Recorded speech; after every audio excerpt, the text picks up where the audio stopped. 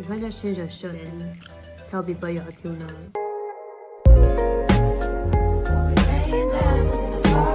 I've been seeing that there are a lot of people making ahi tuna but vegan with a watermelon, and today I'm gonna try to recreate it with what I have.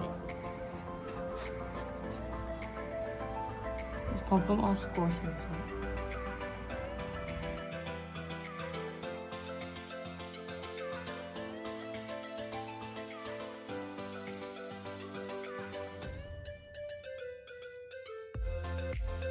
This is what your watermelon should look like after you cut it.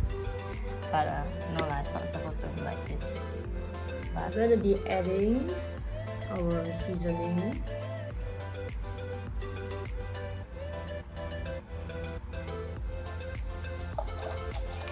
Vegans will still die fast, but from like kidney failure. Yeah, probably not heart disease because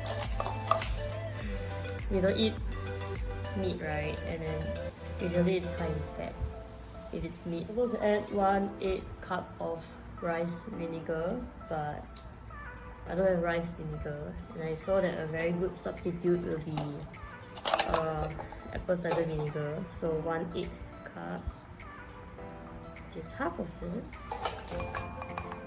And then I have half tablespoon of crushed nori.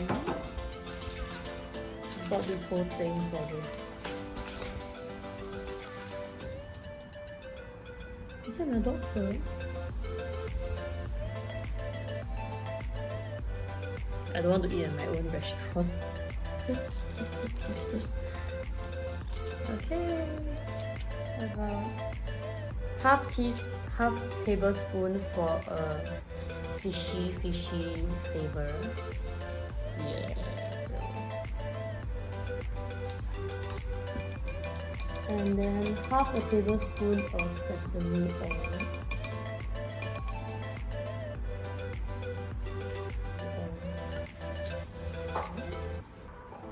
Half of these. Okay. And then 1/4.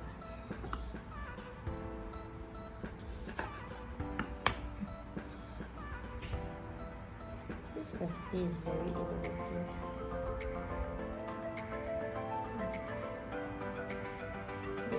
Pinch. Okay, so I'm gonna take a Ziploc bag or whatever reusable bag you have, and then pour it in.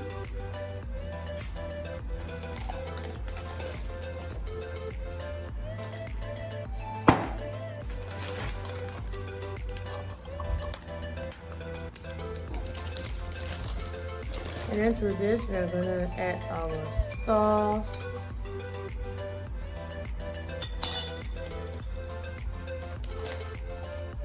Yeah. I don't know if I want to eat it. Okay. So, and then we're gonna marinate for 6 to 8 hours. I thought it's very easy, but actually it's not super easy to film a video for this. But I think it'll be very easy to make. But I just wanted to try random vegan, weird, innovative, not weird, food. So into the, I think, fridge it goes. I think I forgot to put my pepper flakes, so I'm gonna do that now.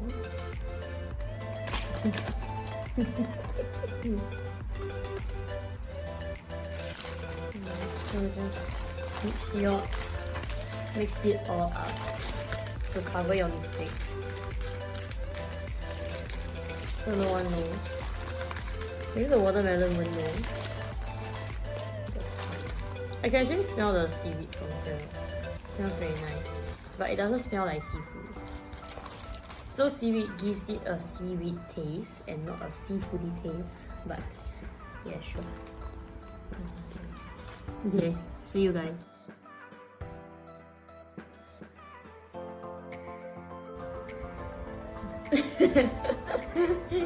Been 6 hours and we're ready to bake this tuna. The texture is a bit still like watermelon, but I can feel it's a bit soft lah.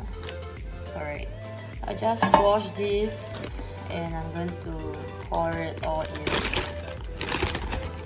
And yep. I'm gonna make sure they are all evenly spread out, which okay lah, it already is. And we're gonna put this into the oven for 1 hour and 20 minutes. A tip from me, if you want to make this recipe, right, you should start seasoning everything early in the morning. So after 6 to 8 hours, then it will be like 3 p.m. maybe, and then after that you can bake for 1 hour and 20 minutes, and then it will be what, 5, maybe 5, then it will be ready for dinner. But, I made the mistake of making it at 4 p.m. Then it's 10 p.m. now, so that means I have to wait for 1 hour and 20 minutes, and my mom is cooking rice for me. My god, maybe I should just eat tomorrow. It's bubbly. I'm gonna try this now.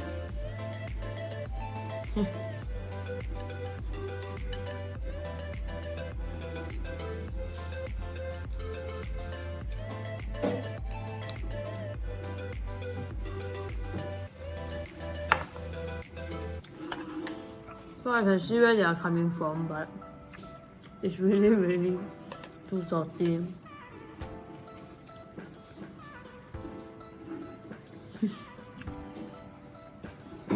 So it still has a watermelon texture inside, but outside, right, it looks really like tuna, but like very overly seasoned. I think I can cut down on the soy sauce lah. But it's really good. The sauce lah, the sauce is very nice. But inside is still a watermelon. Once a watermelon, always a watermelon. It still has that crunch from the watermelon. If I just change your shirt and then tell people you're tuna.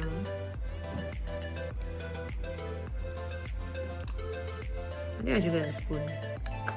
And so that's all. I rate this a 7 out of 10 because it's very innovative. But the 3 is because it may give me health problems. Yeah, but it tastes really